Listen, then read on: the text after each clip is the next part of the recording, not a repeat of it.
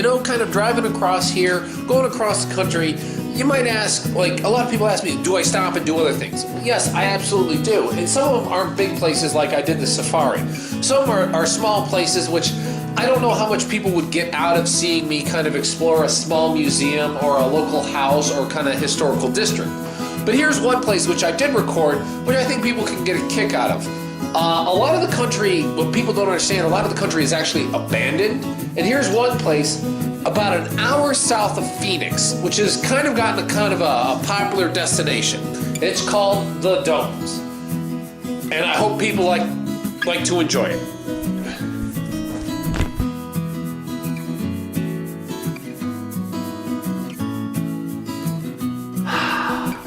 These are the domes. These are an abandoned part of the landscape.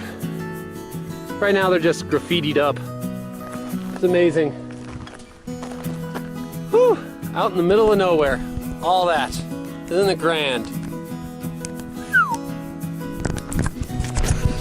Man, this is just a desert that just keeps going and going and going and going and going. Oh, it is so great. I love this. It is awesome. Whew. You sweat all the toxins out. That's the way it is. I mean, really, it comes down to it. This is just amazing. Okay? So here I am. These are the dunes. These are abandoned. And there's a whole bunch of abandoned stuff throughout the United States. I forget what these were actually built for originally. Someone's got something somewhere about that. But it's a little distance out of a town, and when it comes down to it, when kind of you're exploring, there's a whole bunch of stuff that's abandoned throughout the United States. And it's important to kind of talk about, I guess, if anyone's watching this who wants to know, if you want to explore some abandoned things, there's some kind of quick lessons you need to know. First, you need to know where it is. And I don't mean like where in location. You have to understand where it's located, because that's kind of a big thing. Now, let's say there's a house abandoned in the middle of a big city. Not a good idea to explore, because there could be people living there who will probably not be so friendly.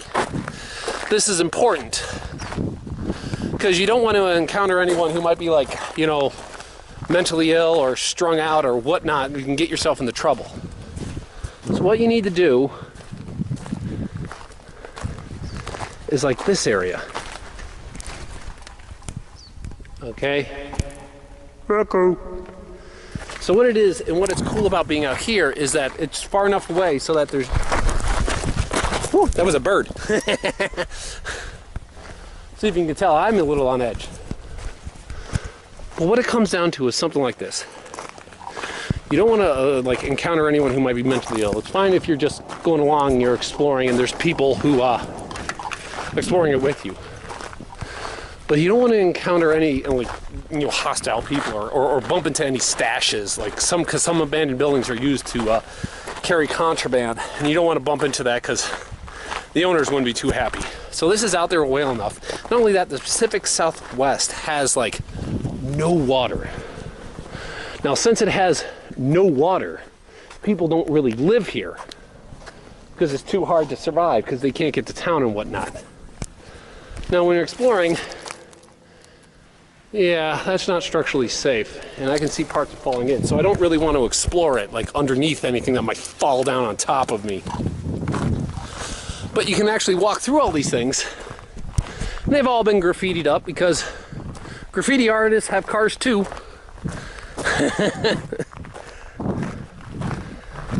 I think this was built in the 80s. As it is, it's like, it seems to be like a, oh yeah, here.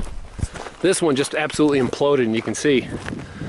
Now, this was built in the early 80s, and from what I see of the debris, you only get people here squatting here maybe like a day or so, moving on, like people who just want shelter from like a day or night.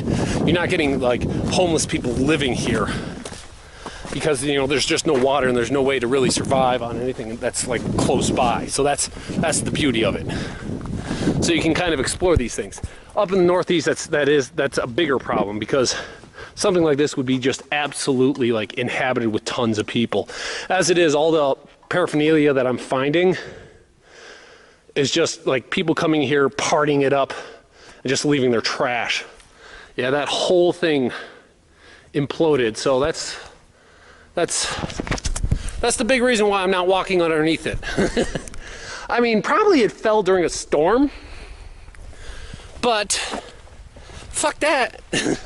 You know, it's probably 1 in a million chance that like the ceiling would fall in on me, but why take that 1 in a million chance? I know what it's like to be under shade. I mean, the idea of this being like inhabited is low. Well, it's inhabited by like salamanders and that bird that spooked me. But yeah, not only that, it's like 103.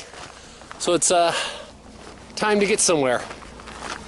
That's the beauty of this place. Time to get somewhere. Time to have fun. Time to kick back and relax. Actually, the town's not that far away. It's too far to walk.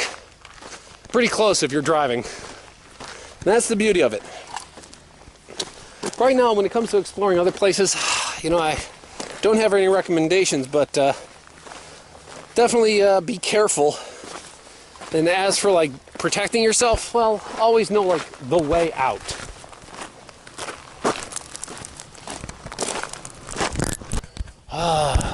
With the domes there and me just kind of like getting directions and getting to Earth. There's one other thing I'd like to say, which was cool about it. I technically wasn't alone here. That's a photographer, and he's like taking pictures of this for some magazine or something like that. So walking around trying to like also stay out of his line of sight so he can take his photos. But it's still great fun.